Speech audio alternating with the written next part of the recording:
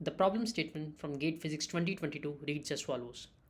Two identical particles of rest mass m0 approach each other with equal and opposite velocity v equal to 0.5 c, where c is the speed of light.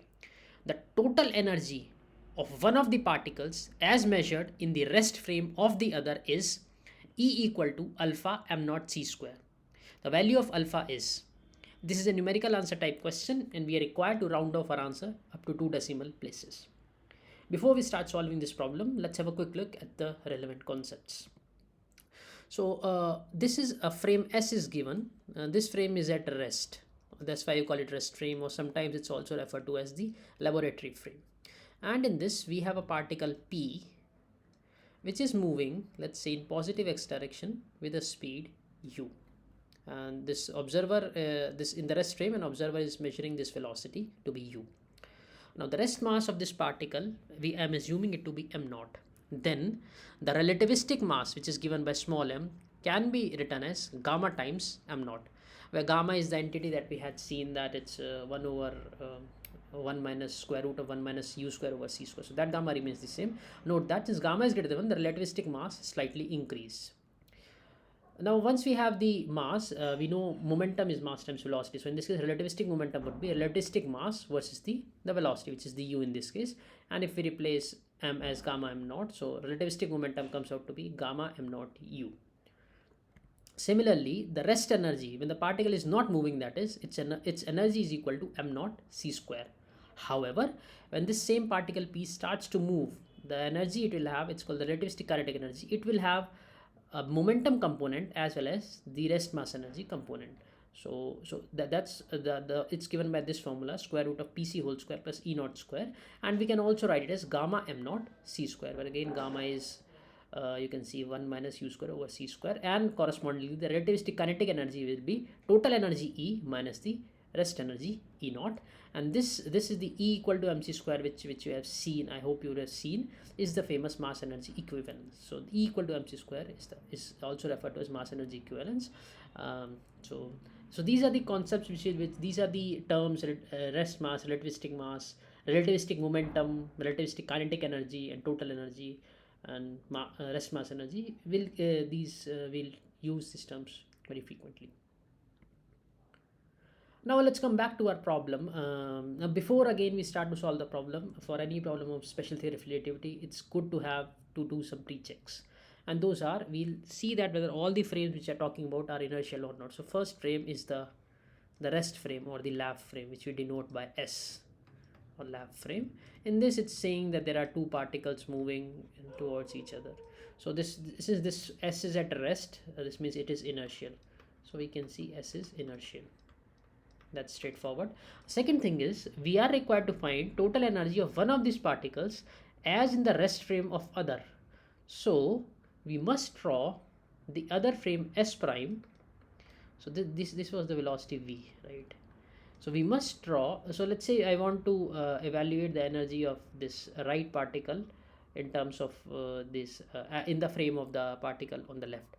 So this means the S prime frame will be moving at a velocity v equal to 0.5 c towards the right, correct?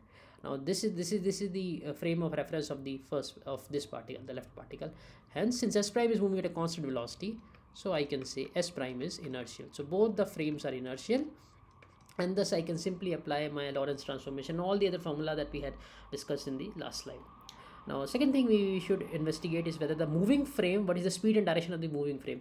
So moving frame has speed equal to v equal to 0.5 c, and let's say this is the positive x direction, and I'll say I cap. This is direction. The number of dimensions means number of this dimension of space. So the question is silent about it. So I can simply assume it to be a one-dimensional system. In this case, we are only talking about the x-axis. To reiterate, this is a rest frame S in which a particle A of rest mass m0 is moving in positive x direction at a speed of 0.5 c. Now if you want to draw a frame of reference of particle A, which we denoted by S prime, so this S prime should be moving at a speed of 0.5 c in positive x direction, because the particle A was itself moving with a velocity of 0.5 c. And naturally this particle A, which we denote by A prime, will appear to be at rest because we are in the frame of reference of particle A itself. Now there was another particle in green, which we know called particle B, which is moving at ub velocity equal to minus 0.5 c. This essentially means it's moving to the left side, but for the vector notation I'm denoting it like this.